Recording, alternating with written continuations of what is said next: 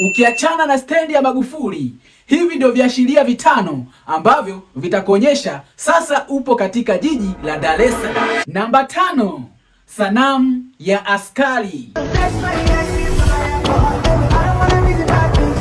Namba 4, majengo pacha. Namba 3, msongamano wa watu.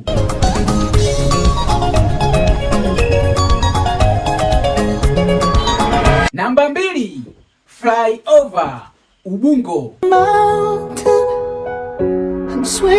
Kabla sijakutajia namba 1, hakikisha umenifollow, umelike, alafu shuka kwenye comment hapo. Niambie kitu gani kingine ambacho ukikiona tu unajua sasa upo katika jiji la Dar es Salaam. Namba 1, mwendo kasi.